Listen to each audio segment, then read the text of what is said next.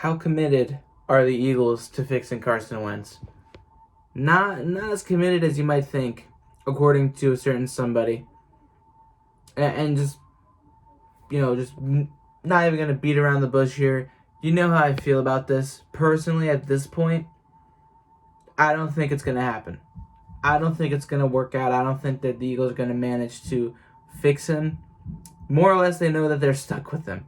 But what's going on, everybody? Hope you're all doing good. Almost at the end of the month, which is kind of crazy, all things considered. Doesn't feel like it. But here we are. And the Eagles have their head coach, Nick Sirianni.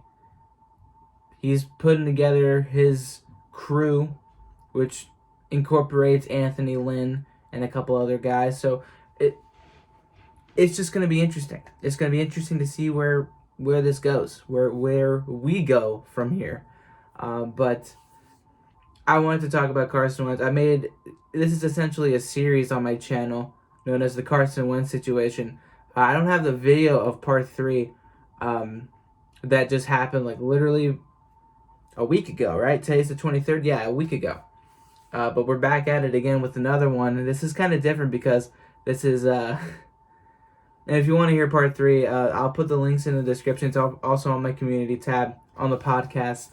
It's very short. My podcasts are never that long. Half the time, the videos are just as long as the podcast. So you're not missing too much.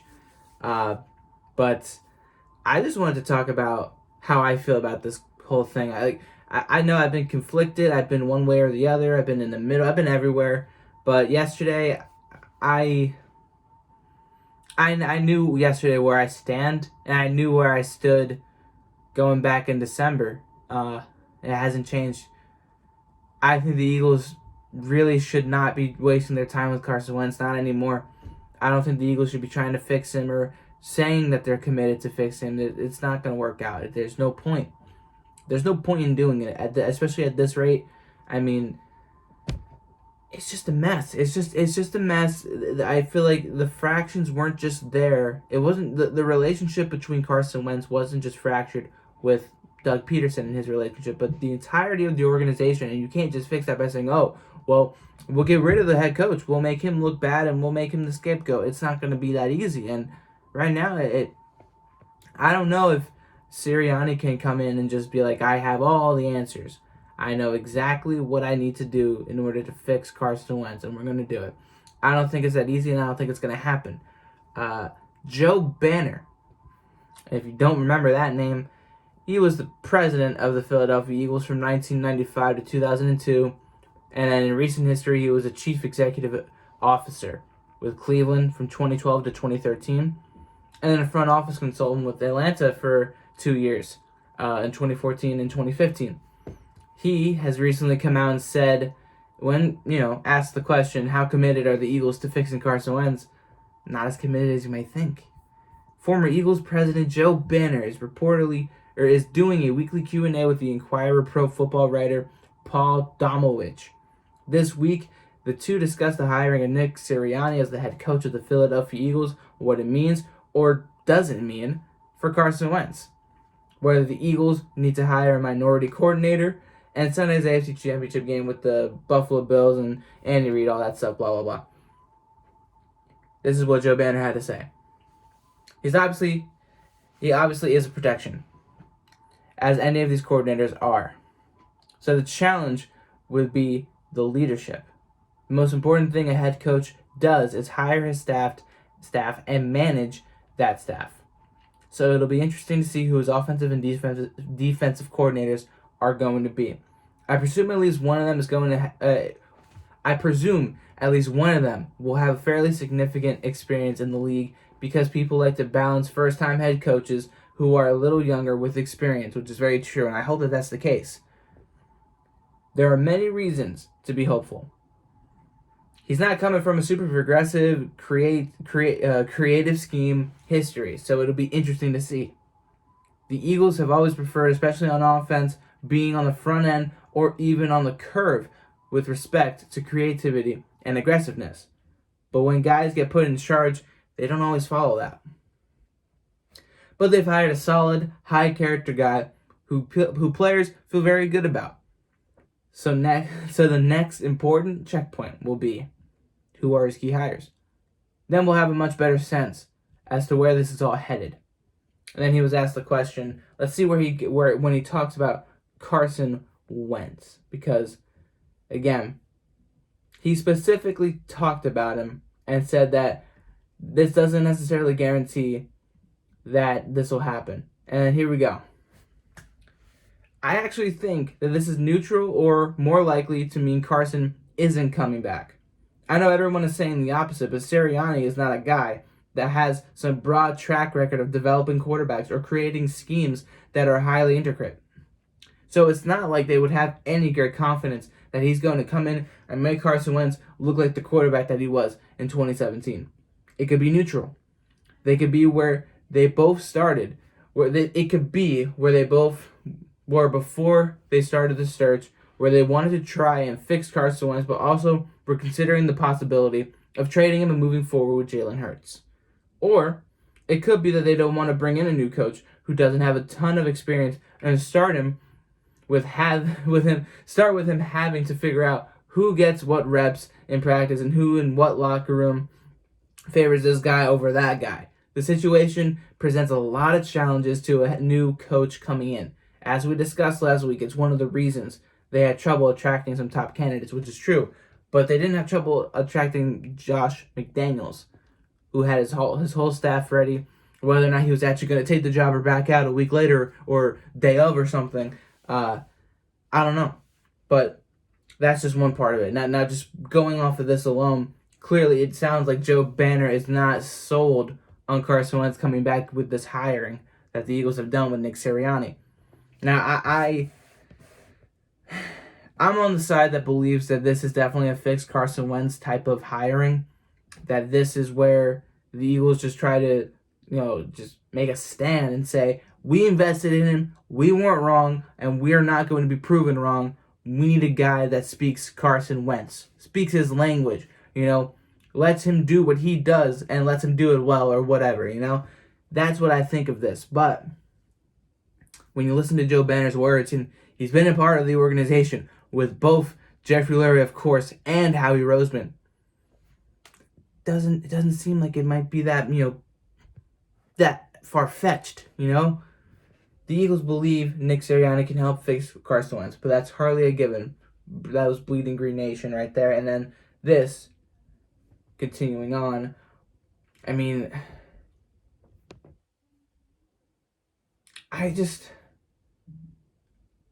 it's so weird. It's just a weird situation. And again, Carson Wentz hasn't said a single thing through the entire, just everything. He hasn't said a single thing. I don't know.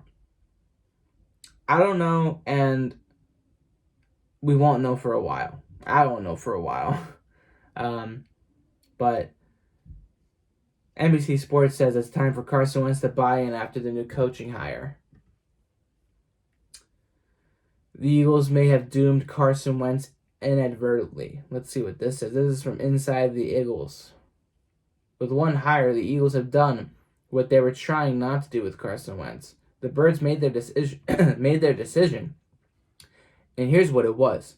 The Eagles put mending the fence with Carson Wentz over what was best for their football team. Oh, and that's not all. They fired Doug Peterson because he finally grew a backbone and got sick and tired of being told what to do. Can't blame him for that.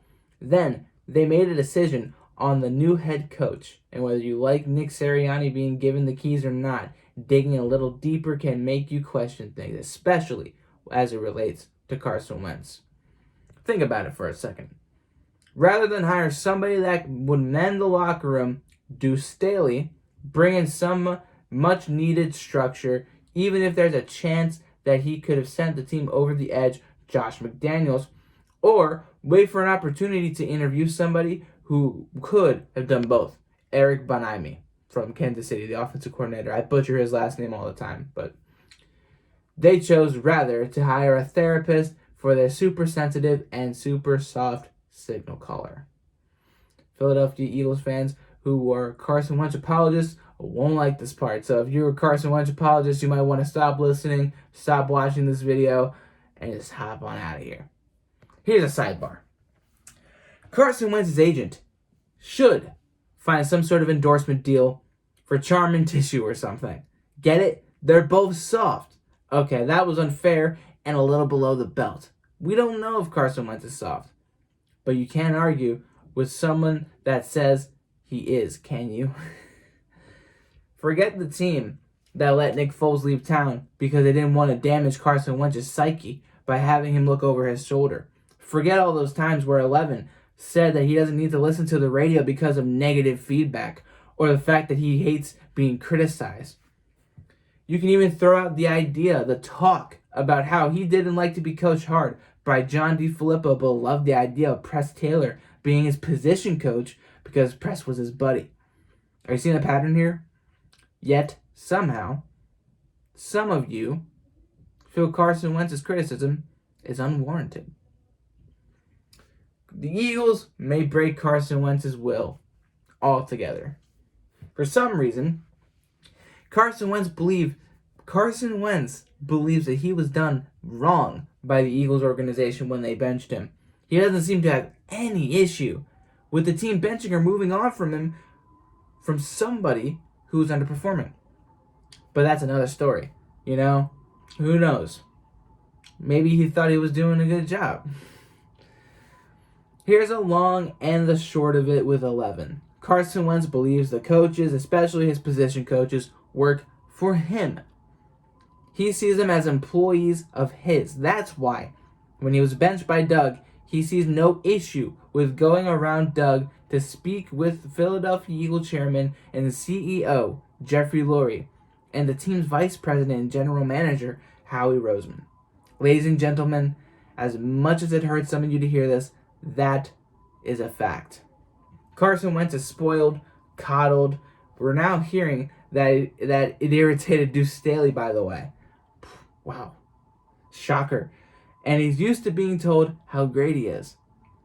Philadelphia has been a culture shock.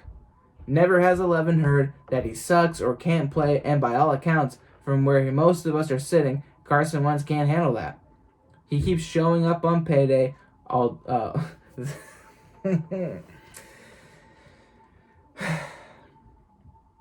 This is all true. Like, this is the painful truth of Carson Wentz right here, just all in one article. All of that has been said to say this: if Carson Wentz can't handle Doug Peterson and John DeFilippo's coaching style, how on earth was he going to handle Josh McDaniels? How is he going to handle Nick Sirianni if he indeed employs the hard coaching style that we've been informed of? So you think Wentz needed a Bill Belichick in his ear? Ladies and gentlemen, that would have killed him. And if Nick Sirianni is indeed the straightforward guy who demands respect, the Eagles may have done the exact opposite of what they were trying to do. This won't salvage Carson Wentz or turn him back into the guy that he was in 2017. This is going to break his will altogether. Those of us who have seen the light dare you to disagree. End of story. Man. Honestly, it would just be a better idea to trade him at this, like. But then again, who's gonna want him? I mean, there are reports that Deshaun Watson wants to go to the Jets, and we can't trade Carson Wentz because he's that much of a friggin' headache, man.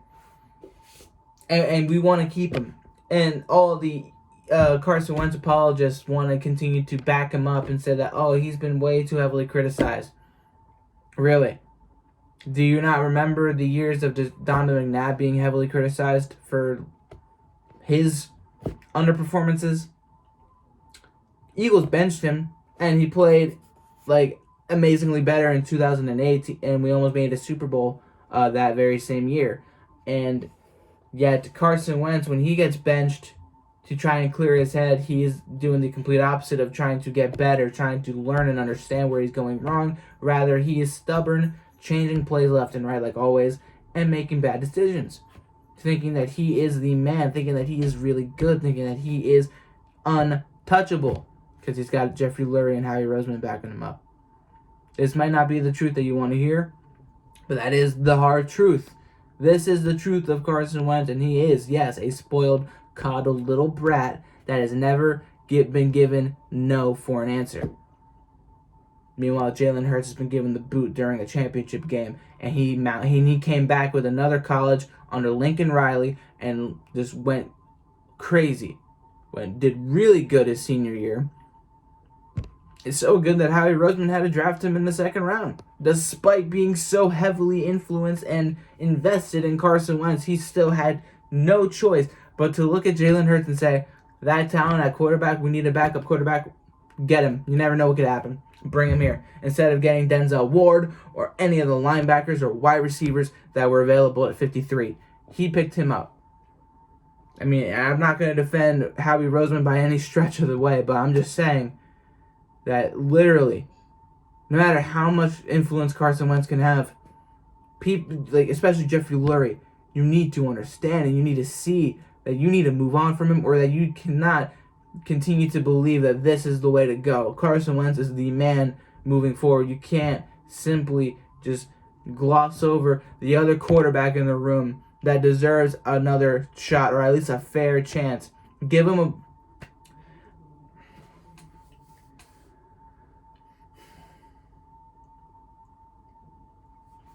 The Carson Wentz situation is never going to end until we get rid of him, or unless he really does clean up his act. But again, I don't believe it'll happen. I don't think many people believe it will happen. And Nick Sirianni, if all the speculation is true here from inside the Eagles, then yeah, it's not gonna go well. It's not gonna go well for Carson and Howie Roseman, Jeffrey Lurie. They're gonna look like the biggest idiots among idiots, and I hope it happens. I really do. I want this to blow up all in their faces. I want them to understand that they're doing a lot of things wrong.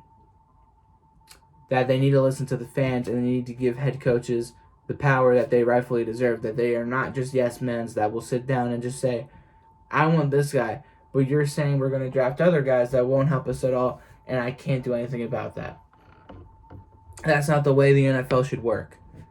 That's not the way championships are made. I bet you 100% in 2017, Doug Peterson had more say in what Howie Roseman was working on with getting Alshon Jeffrey, like Garrett Blunt, Torrey Smith, you name it, all the guys that we won a championship with, that we built a foundation with. Doug Peterson in year 2 had more of a say then than he did after the Super Bowl. You know why? Because Doug Peterson understood he won a Super Bowl. He was a head coach that won a Super Bowl. He's losing his offensive coordinator, yes, but he should have more say because he's done the big game. He's managed to do what no other Eagles coach was able to do for 50 goddamn years. He built a staff. He had a staff. He had a roster, an organization that was able to win a game, the biggest game of all. And after that, he wanted more say and more he just wanted to do more. He just wanted to be a part of more within the organization. And they didn't want to give it up. Why? Because of Chip motherfucking Kelly? Because of one bad year with Chip Kelly, huh? Yeah. Alright. And here we are now.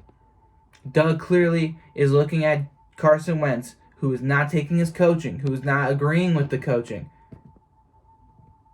And he's the one that gets fired. I for one, before week 17 was saying, I don't want to see Doug go. I want to see him give up play calling, get an offensive coordinator, and maybe get rid of Carson with the way Carson is playing. But no, we got rid of Doug. We still don't have an offensive coordinator. We got a new head coach, and we still have Carson. It's the complete polar opposite of what I wanted right now. And week 17, I was pissed off because we gave up, and we just handed over the division to Washington. But at the end of the day, who really cares? If Carson had played in that game, we probably would have lost that game by like 40-10. Like he would have thrown like 17 interceptions in the final 4 games alone against the Saints and the Packers and stuff. Like, come on, man. But no, he's fixable. He is fixable. He might not be the easiest to talk to. He might not be the easiest to look at as a leader. He might not be the best quarterback at the moment. But he's fixable. He might not be coachable, but he's fixable. Makes no sense. Makes no sense. Now, I'm not going to bash on Nick Sirianni and the hiring of him, because I believe that he can be a good hiring. Like, again, I think that he's coming from a system. I mean, one, he's coming from Frank Reich, and he's had enough. I wouldn't say he has the biggest resume, but he has enough of a coaching experience as an offensive coordinator, quarterbacks coach, wide receiver coach, assistants, you name it. He's done enough to get the opportunity of being a head coach. But to handle this type of situation, man, like last year, he only got interviewed by the Browns last year before they got Kevin Stefanski, which I would love to have him with what he's done over there in Cleveland. Props to them on their playoff win and for putting up a fight against Kansas City even after Patrick Mahomes got hurt. That defense is still decent, but I'm not going to bash on this hiring just yet. I want to see who he gets as a staff. I want to see who he brings in. And speaking of, let's talk about that real quick. Nick Sirianni, Eagles coaching staff. I remember Anthony Lynn was linked to him being there. But here you go. Connecting possible defensive, offensive and defensive coordinators. Defensive coordinator Jonathan Gannon, Romeo Crennel, John Pagano, Joe Barry, Anthony Lynn. Those are your defensive coordinator options. Your offensive coordinator options: Anthony Lynn, former head coach of the San Diego and L.A. Chargers. Marcus Brady, Jim Bob Cooter. Couple of names right there. So again, couple of names out there. A couple are familiar, a couple of them aren't, but that doesn't mean that they're good or bad or anything like that.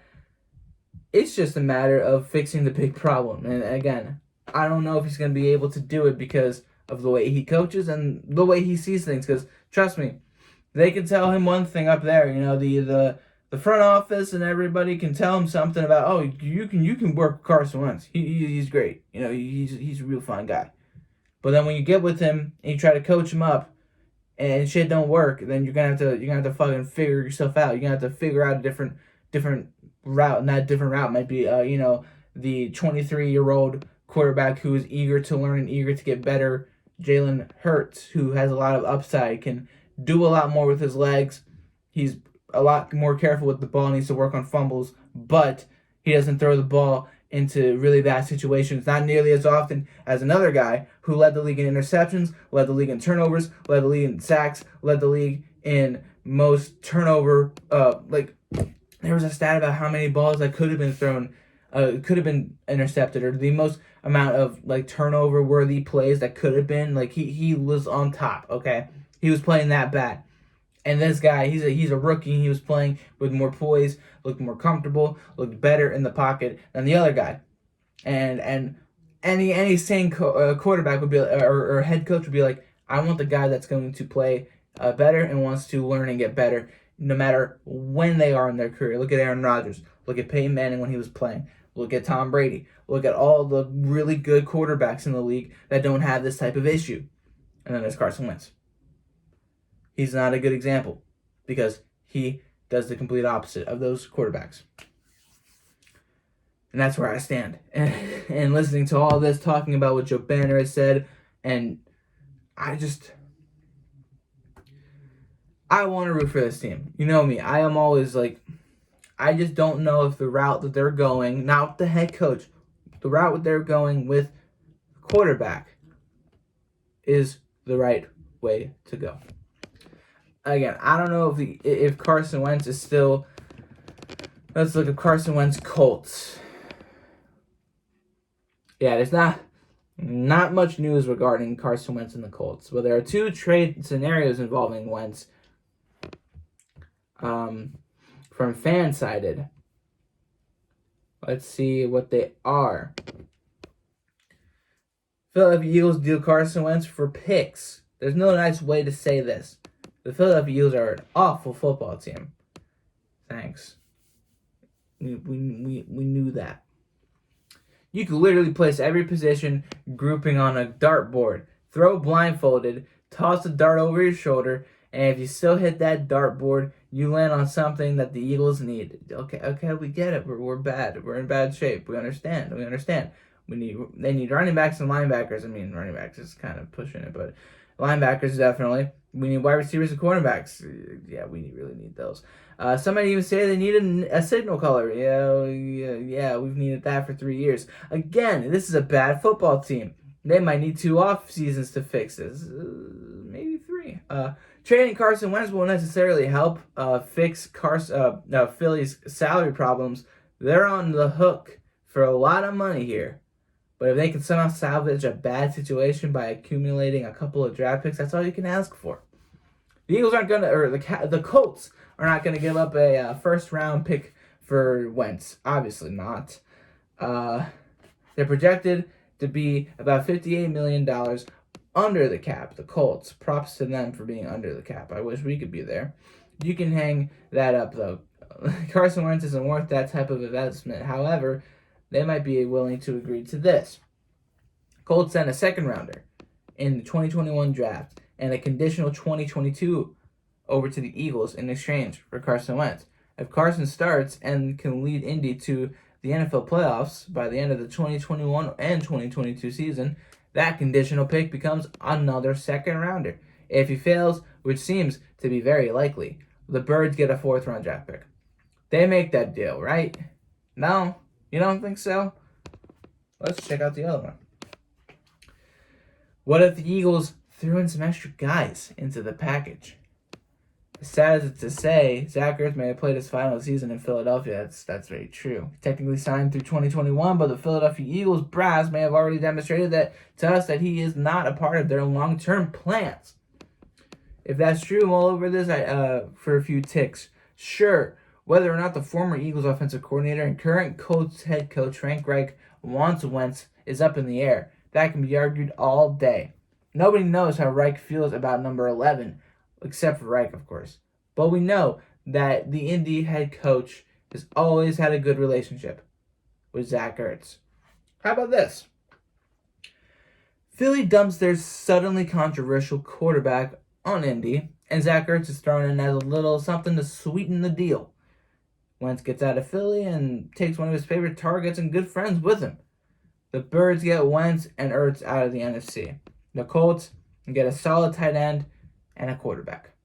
Remember, the Colts lost Eric Ebron last season, and when March rolls around, Trey Burton is an unrestricted free agent. The Birds could take Jacoby Brissett or T.Y. Hilton off of Indy's hands, but they're both scheduled to be free agents in 2021. They need new deals, and Philly probably won't be able to afford them.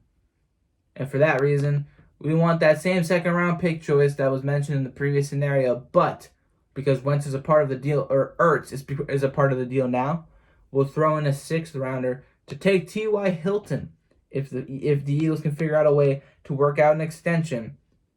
But if they can't, we'll take a 4th-rounder pick for Ertz in 2021, or a conditional choice that could be a 4th or 5th-rounder in 2022. That would depend on how Zach Ertz performs. So those are some options. Those are some scenarios. Those are some ideas. Will they happen? Most likely not. But we're living in the Carson Wentz situation, and man, we're living in Philadelphia. 2021 Philadelphia Eagles is just, oh my God, it's a headache. It is a headache. All I'm going to say with the last minute of this podcast, with the last minute of this video,